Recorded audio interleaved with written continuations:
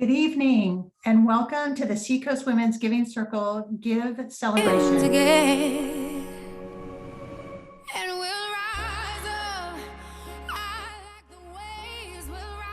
I'm Karen Dawson. And I'm Heidi Hansen. Karen and I are the co-chairs of the Giving Circle Board of Directors. Tonight is all about celebrating the 6 incredible nonprofit organizations who we have selected to receive our annual collective gift. We also celebrate you, our members and partners who give generously each year in the spirit of collective giving. Without each of you, the grants we are providing this year would not be possible. We want to encourage you to use the chat function during our event this evening to share your enthusiasm for the grant recipients, for our community partners, and the Giving Circle members. We're so proud to report that over 170 members linked arms during this, our 15th cycle, to raise over $90,000, making it possible for the Giving Circle to provide a $15,000 grant to each of the following 6 recipients: Fairtide, Gather, Haven, Seacoast Community School, Seacoast Youth Services, and Waypoint. So 100% of member donations go toward these grants, and it's thanks to a 100% volunteer board working from September to June each year that makes the mission of the Giving Circle possible. We are also grateful for our partners this year: 3S Art Space, Piscataqua Savings Bank, and Foundation for Seacoast Health. Their generous support is vital to our mission. When the board of directors met last June to decide on our topic for this year, we are almost 3 months into the COVID-19 lockdown. It was very quickly clear we wanted to support organizations that were responding to the devastating effects of the pandemic, but we weren't really sure how to focus our support. And that's where we turn to now, sharing with you the story of the Seacoast Women's Giving Circle cycle. How did we get from an idea about a topic to tonight, celebrating those organizations who we believe are having a tremendous impact on the Seacoast by strengthening resilient communities during a pandemic? Our work as a Giving Circle is driven by our mission statement and priorities. Our mission is to improve the quality of life on the Seacoast through grassroots action and collective giving.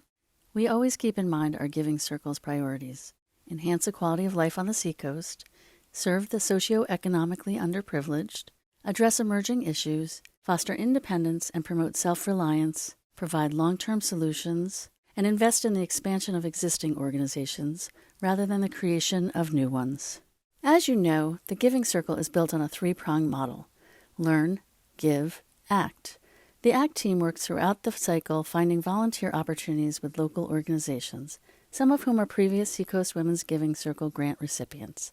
This year, although the pandemic put a damper on most hands-on community service opportunities, Giving Circle members assisted with garden and yard cleanup in the fall for the residents of Crossroads House, worked with Gather to distribute food items at Thanksgiving, came together in small, socially distanced groups to wrap gifts in December for the Chase home.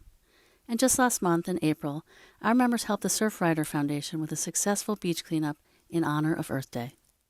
We begin our giving year with a 27-member board of directors gathering in late spring to discuss a variety of issues and determine our topic.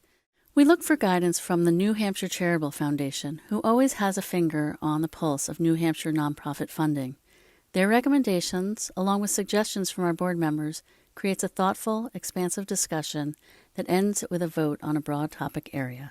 This year, after an engaging discussion about several ideas, we voted to confirm a pandemic-related topic that would provide some immediate and needed funding for our catchment area. In the fall, just as students are returning to school, our Learn team meets over several weeks to discuss the selected topic, share articles, research, and meet with local experts who work in our focus area. The Learn team then developed the content for our annual November Learn Forum, the first of 3 events our members engage in. All Giving Circle members and guests are invited to hear more about the topic as we seek to understand how our collective gift can be most impactful. We invite a panel of local experts to speak about organizations, people, and issues, and then provide an opportunity for our members to ask questions. Following the forum, the team huddles once again to take what we learned and craft language that provides a focus for our grant application process. The language becomes the guiding principle of our request for proposal announcement. The second member event we always look forward to is Circle Night. The evening brings us together as a community of like-minded women. We have an opportunity to get to know one another better and offer some personal development. This year, we heard from Dr. Laura Rubin, a local neuropsychologist who guided us to identify and embrace silver linings of the pandemic. We also virtually learned how to make spring rolls with all the ingredients delivered directly to our doors. By December, the Learn team hands off the RFP language to our Give team, who prepare the grant application and distributes it to a wide-reaching network of nonprofit organizations serving constituents in our catchment area. Grant proposals are due by the end of January, and then in February, the Give team begins the process of carefully reviewing and evaluating every proposal. For our topic this year, Strengthening Resilient Communities During a Pandemic, we received a record 35 proposals from nonprofits who serve our area. In mid-spring, after several weeks of carefully vetting grant proposals and organization strengths, the Give team created a presentation for our board. This presentation showcased a group of grant finalists. All board members are asked to review the finalist applications and send any questions to the Give team in advance of our April board meeting.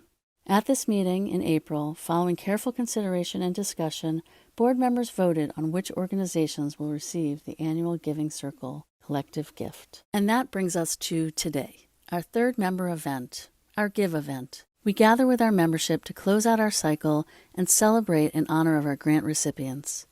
The Seacoast Women's Giving Circle is so thankful for our members who make these grants possible. Without your continued commitment, support, and generosity, programs like the ones you see here would not happen.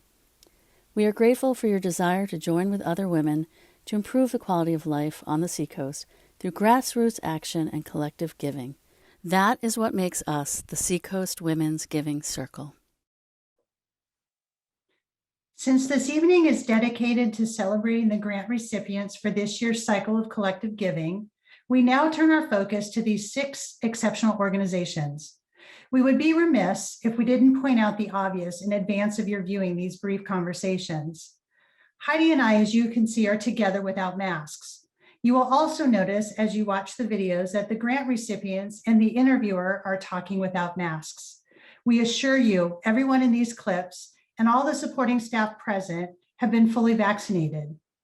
It struck us as we filmed this how amazing it is, how far we've come in 14 months. It is a true reflection of the progress we've made in the fight against the pandemic, as well as a shining light that we aren't too far from the other side. It also says so much about our community nonprofits and their resilience in serving their clients and making strides to continue their important work. Our first 2 grant recipients presented here in no particular order are Gather and Haven. We'll hear from Deb Anthony, Executive Director of Gather, and Kathy Beebe, Executive Director of Haven. Gather is one of New Hampshire's oldest social services organizations. Their goal is to make the greater Seacoast a hunger-free community. As the region's only preventative health-focused food pantry, they distribute nourishing food, take a leadership role in building an equitable and sustainable regional food system, and galvanize public support to end hunger. Our grant will be used to support Gather's primary programs, including the pantry market, mobile food delivery, and facilitation of the food providers network. Haven. Haven is the largest violence prevention and support services agency in New Hampshire. Their mission is to prevent sexual assault, domestic violence, and stalking, and to support and empower women, men, youth, and families to heal from abuse and rebuild their lives. They accomplish this through prevention, education, 24/7 client services, and outreach and training. Our grant will support Haven's ability to provide shelter and housing assistance through a case management model that includes support services, financial assistance, and housing procurement. Here are my conversations with Deb and Kathy.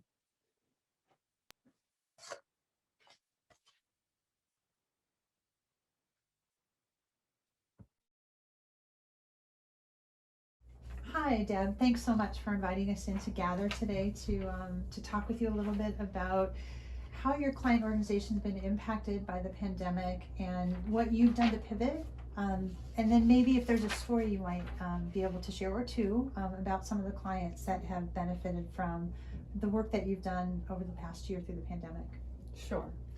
So thanks so much for being here, and thanks so much for your support, because we don't do it alone. This year has been, as you know, incredibly difficult for most of our members. It certainly has highlighted hunger as a community issue. And when we first knew that COVID was here and that it was really not safe to be inside, we pivoted to all mobile markets, which is something we typically only do in the summer and school vacations. But because we needed to be outside, we did everything mobile except for limited hours in our pantry market. So we started doing mobile markets. We do a mobile market at community campus every Friday. And that's just like circus tents up and spread apart. And then we do mobile markets 4 days a week on the road across the greater Seacoast and in Portsmouth. We do them at the mall, we do them at Gosling Meadow, we will go to some of the housing authorities. And so we try to be where people are to meet them where they are with our trucks and our vehicles to ensure everybody has access to food.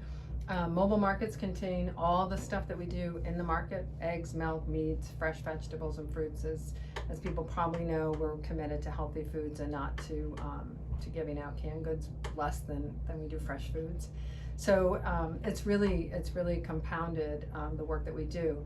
We typically would have maybe 1,500 to 2,000 people in an ordinary month, and we're over 6,000 people a month that are using our services now. So it has definitely grown, and we were just very fortunate that we had a board of directors, and we have people that support us that agreed with us when we said last March, we're going on the road and we're going to take our reserves if we have to and use those to do what we do, and that is to feed people. And so it worked, and people showed up and in great numbers, and the need obviously was intense, and it continues to be pretty intense. You know, I'm hoping it will slow down a little bit now, but it certainly has been very long days, long hours, and lots of people coming and using our services. We have a fleet of 6 vehicles. They're on the road every single day. And so I think that what we showed was that when it comes to feeding people and ensuring that the food insecure in our communities are not going to suffer because of a pandemic, we were able to say, let's turn our agency on its head. I'm sure some people felt that worked for me, and let's do this. And I think one of the really amazing pieces to me was that volunteers showed up for this. We lost some for good reason, but we also gained some younger folks were coming in, and people came and they continued to volunteer with us, which is critical to our mission and it's critical to our agency, because we depend on that to do what we do every day out in the field. And so one of the stories that I have is a little short story. I was out front meeting with a donor actually about a gather, and a woman came out, and she clearly said English was her second language, but she was trying to find where the bus stop was and also if somebody had change for a 5. She got the change for a 5, and she had her bags all packed, and I said, you know, if you need to shop more than once a month, you can. And she said, oh no, that would be $6 more for the bus ride, and I can't afford that. And I just, you know, that has stuck with me, because that's how close to the edge that the people we support are living, and that's not uncommon. And so I'm so grateful for, you know, the support that you're all giving us and this community has given us, because we can't do this. We can't feed people without everybody's support, so both financial and volunteers. So we're very grateful to be part of this and to be part of the Women's Giving Circle. Well, thank you so much for what you do for the community. We are so proud to be supporting Gather, and we'll continue to support the work that you do. So thank you so much, Deb. Thank you. Thanks.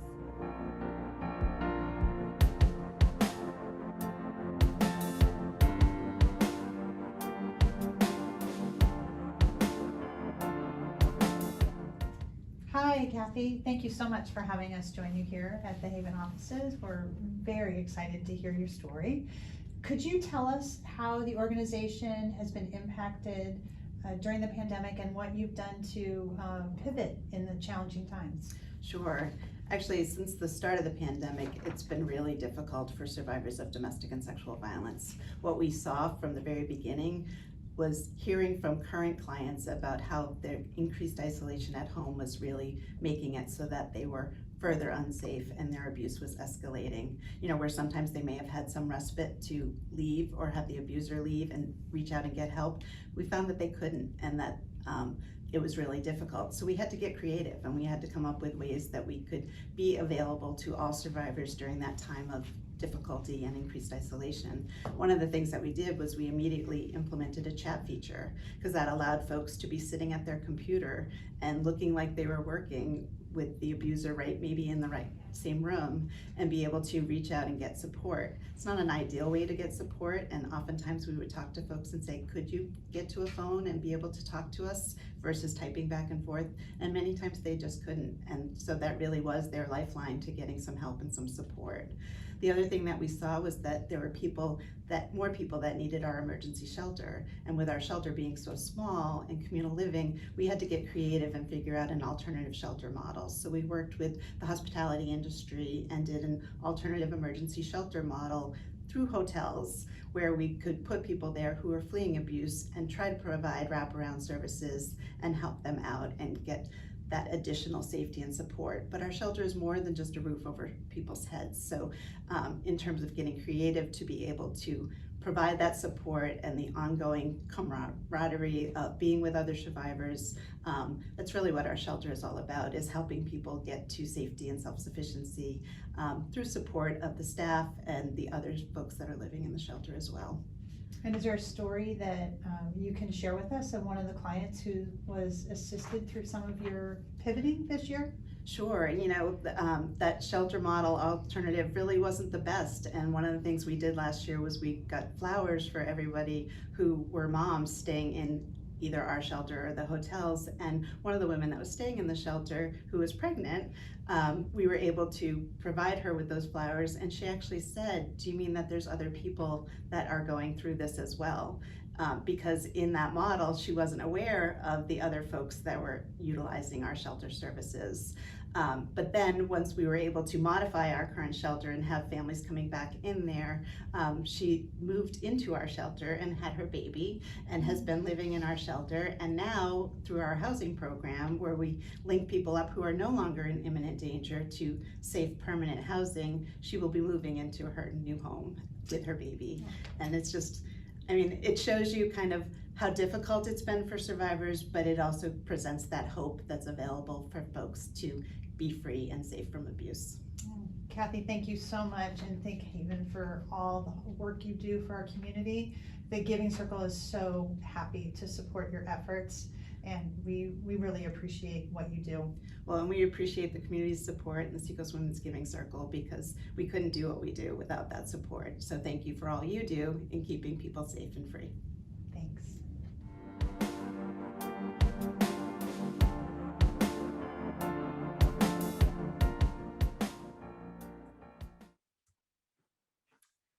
Our next two organizations are Waypoint and Seacoast Youth Services. We'll hear from Erin Kelly, Program Director for Homeless Youth at Waypoint, and Sarah Fetras, the Director of the Odyssey Intensive Outpatient Program at Seacoast Youth Services. Waypoint, previously known as Child and Family Services, has been protecting, advocating for, and serving the needs of children and families for nearly 170 years. They provide a full spectrum of social services that address human needs at every stage of life. Our grant will be used to expand services for homeless youth and young adults on the Seacoast from their new drop-in center in Rochester, New Hampshire. The center will be a safe place, providing basic needs and offering services and resources that help young people focus on how to change their lives.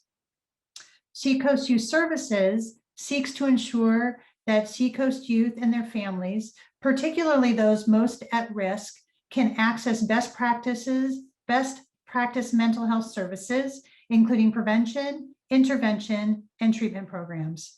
Our grant will be used to add an additional part-time clinician to increase the capacity of the Odyssey Intensive Outpatient Program for adolescents with co-occurring mental health and substance use disorders. Take a look at these next two clips.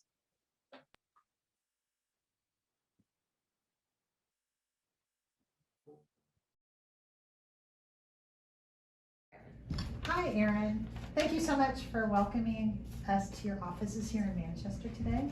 We're really pleased to see you. So can you tell us how your clients and your organization has been impacted by the pandemic? Sure, yeah, so thank you so much for coming. Youth and young adults who experiencing homelessness or housing instability really oftentimes are not necessarily literally homeless. So they might not be sleeping on the street or in an emergency shelter, but oftentimes are couch surfing, so moving from place to place. And when the pandemic hit, those couches ran out. For a lot of our young people, they stopped having a couch to go to. You know, previous to the pandemic, somebody would open their door to them and say, you can stay here for a week, and then they would go stay somewhere else.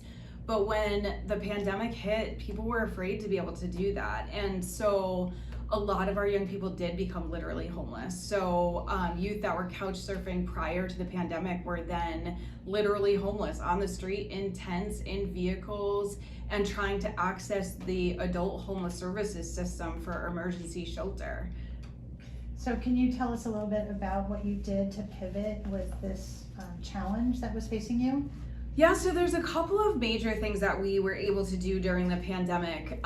One of those was that we got some emergency funding to be able to take some of those young people off the street and put them into hotels throughout the beginning of the pandemic until we could find a more stable place that they could transition to, because time on the streets just has so many negative repercussions that we really want to limit young people spending any time in literal homelessness. And we were also able to provide some technology to young people, because connecting to resources and supports in the community is so important. And many of our young people didn't necessarily have the technology it would take to do something like telehealth appointments or, connect to a remote recovery group. So we were able to fill in some of those gaps for them. They previously connected to things like free Wi-Fi and a 24-hour fast food restaurant, but those things weren't available. So we had to try to fill those gaps, and we were able to do that through, again, some great emergency funding sources throughout the pandemic. That's wonderful. And talking about filling in some gaps and providing services for your youth, can you tell us a little bit about the Rochester Drop-In Center? Yeah, so we're going to be starting a youth resource center drop-in in Rochester to meet the needs of the young people in basically the Tri-City community, but it will be available to everybody on the Seacoast who, as young as 12 and up to their 23rd birthday, who are experiencing homelessness, housing instability, or at risk of those things. And the reason why we want to start a drop-in is because it really provides a safe space for young people of all ages at all different kinds of homelessness to be able to get their basic needs met, but also to be able to connect with case managers, build trusting relationships with staff, and really try to make some decisions that will help them get to a place of self-sufficiency and be able to be a contributing member of the community. We as the Giving Circle are very pleased to be supporting your efforts. Thank you for what you do for our Seacoast youth, and it was wonderful talking to you today. Thank you so much. We really appreciate your donation and your support of our Rochester Youth Resource Center, and you'll definitely have to come visit us there when it opens. Thank you. Thank you.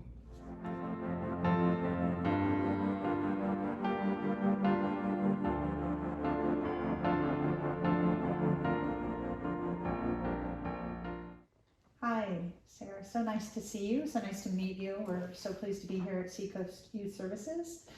So if you could tell us a bit about how your client, your organization have been impacted by the pandemic.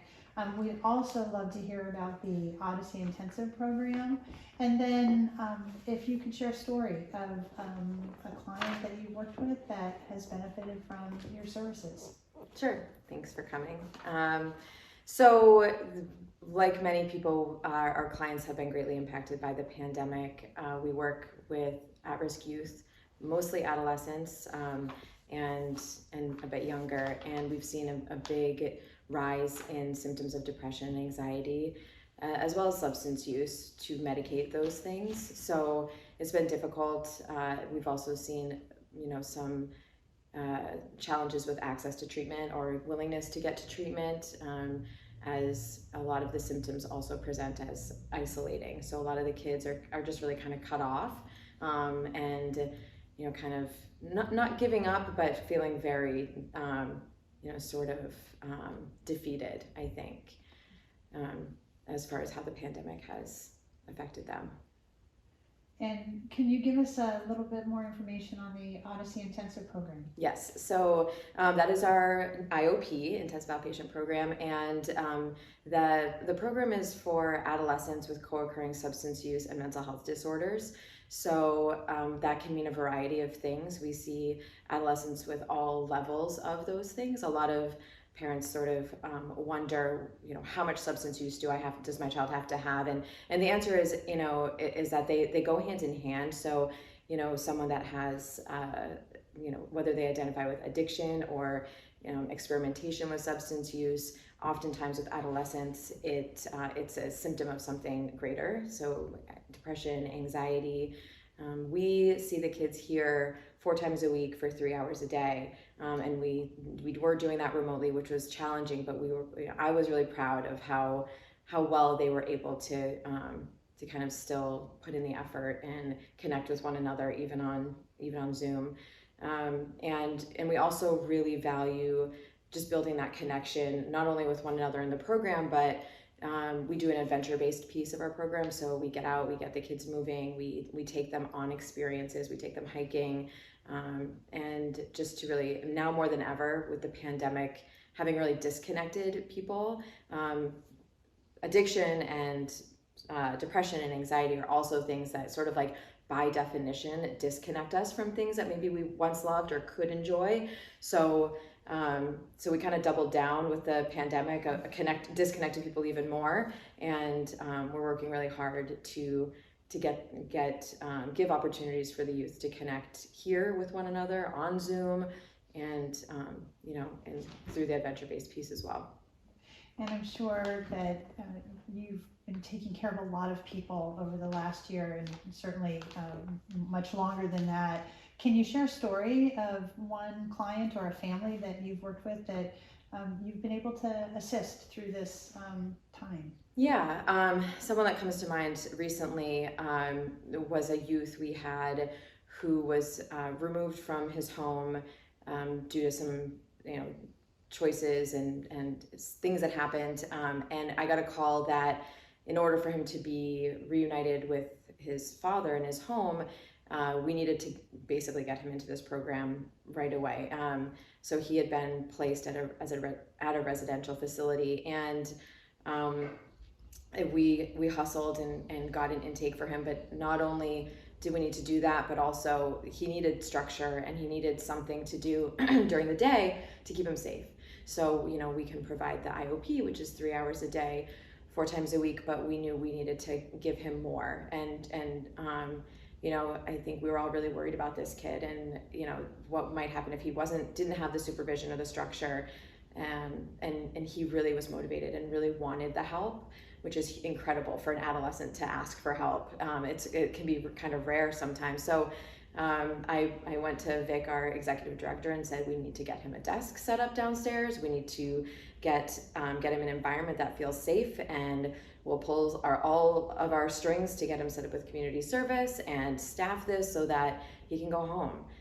And then he would be able to come to this program, which he otherwise wouldn't have, or he wouldn't have been able to come to our in-person days, which we're doing now 2 of. So it was a hustle, but it sort of was really heartwarming to see that everyone here was on board. It was like, just, yes, of course we will. Of course we will do whatever we need to do, as Vic says, whatever it takes to get him home and to get him help and to not, give up and just give him a chance.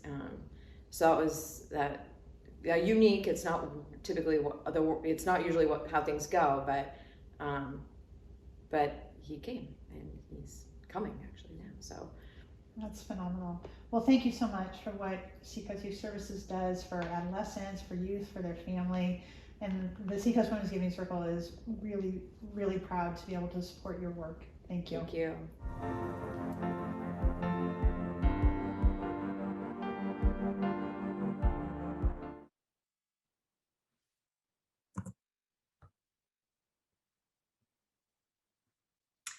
our next two organizations our final two grant recipients are Fairtide and Seacoast Community School. We'll hear from Emily Flingstrom, Executive Director at Fairtide, and Peter Gilmore, Executive Director of Seacoast Community School. Fairtide's mission is to reduce homelessness by providing housing and supportive services to individuals and families on the Seacoast. Our grant will be used by Fairtide to expand the Landlord Engagement Initiative, a successful pilot program aimed at securing stable housing in the private rental market for those who are facing homelessness. This innovative program employs a variety of strategies, including a sign-on bonus for landlords, case management services, and guaranteed security deposits and rent. Seacoast Community School is a community resource committed to providing nurturing care and exceptional education for all children of the Seacoast. As a nationally accredited and state licensed early childhood site, they offer integrated half-day preschool, before and after school programs, and a satellite preschool in the Gosling Meadows neighborhood. Our grant will be used to improve support for low-income families through scholarships for Meadows Preschool Program and the AM Peak Program, developed in response to the COVID pandemic. Let's watch the last two interviews with Emily and Peter.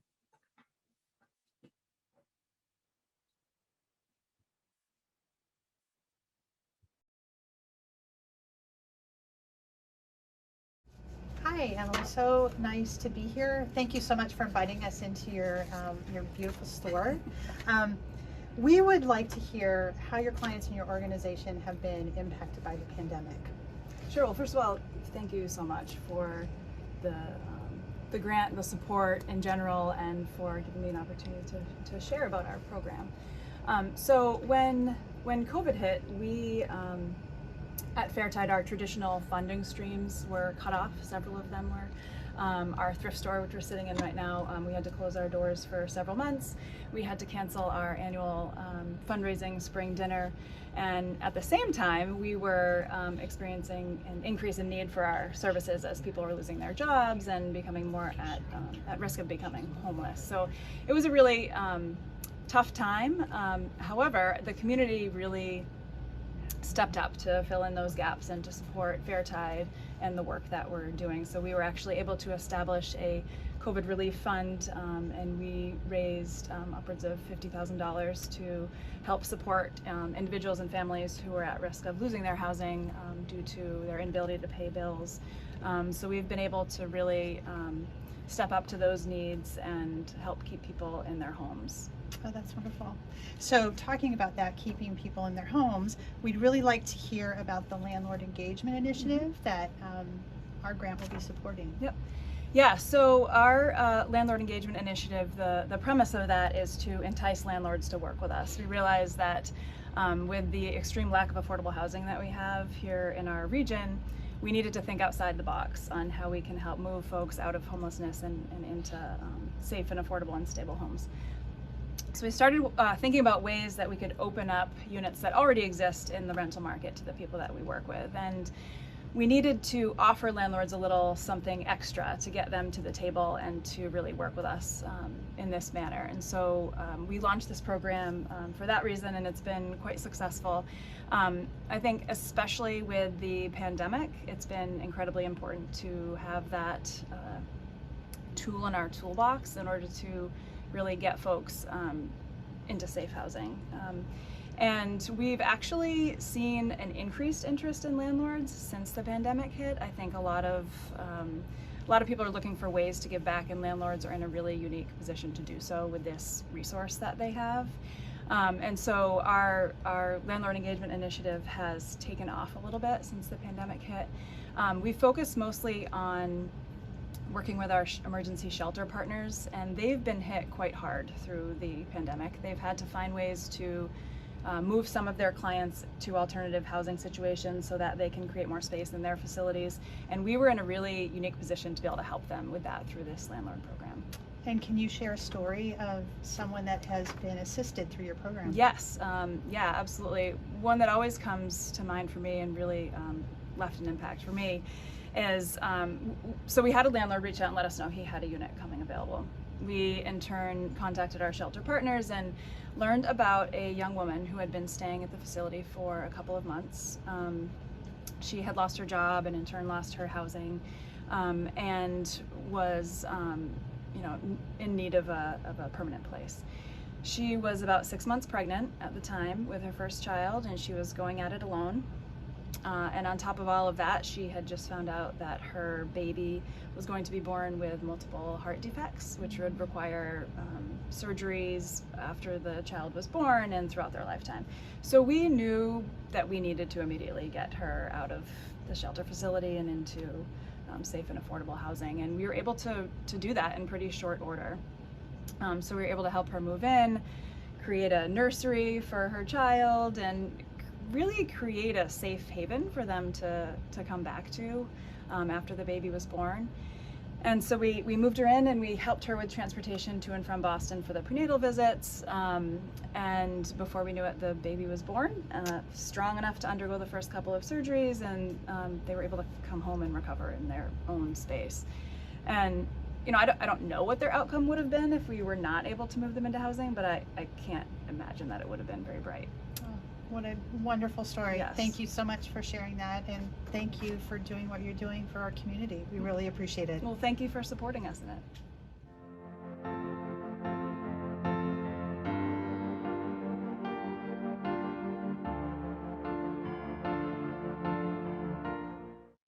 Hi, Peter. Thank you so much for having us here at the Oh, it's Meadows my pleasure. Preschool today.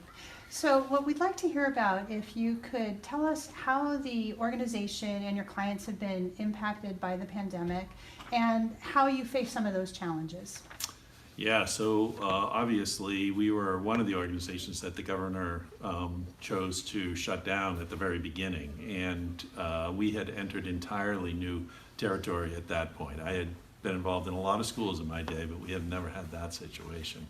We were closed for 3 months at the beginning. We chose to continue paying all our faculty their full pay as well as their benefits during that time. And fortunately, with the PPP loan at the end, we were able to cover all of that. So the faculty were excited to get back when we opened up in June. June 15th was our reopening date.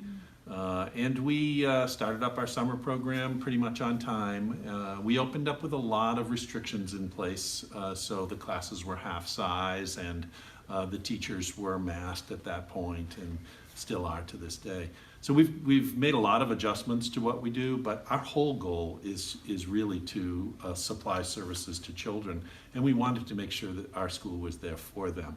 And the biggest goal that we had during all of this was making sure that their experience in school was not affected by the pandemic in any way. Mm-hmm. Many of the families had to experience how we were doing things differently. We shortened our hours a little bit. We made our classes smaller, so there were some people that chose not to return, and we were capable of making the classes smaller.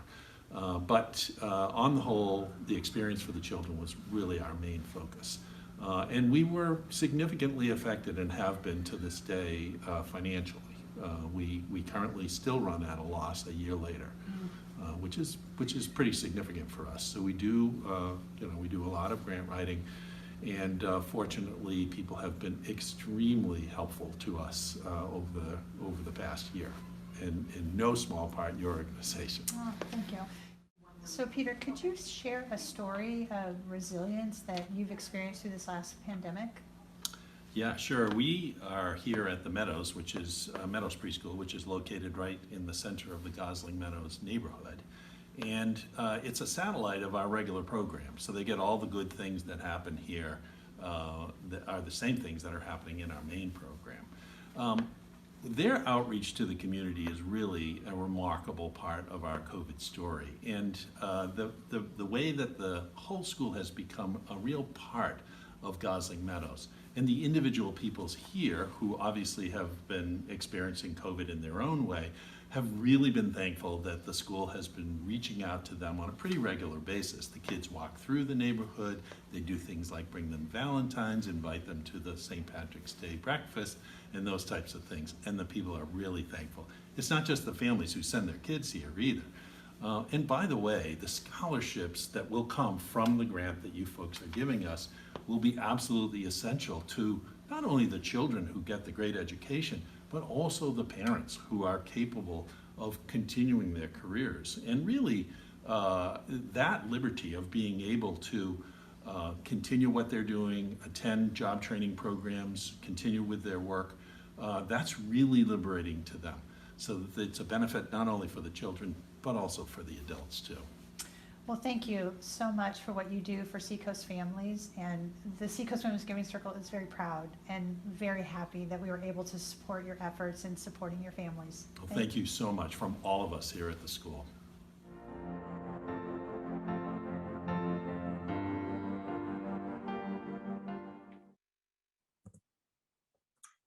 Thank you to these 6 wonderful organizations who very clearly are improving the quality of life for some of the most vulnerable in our community.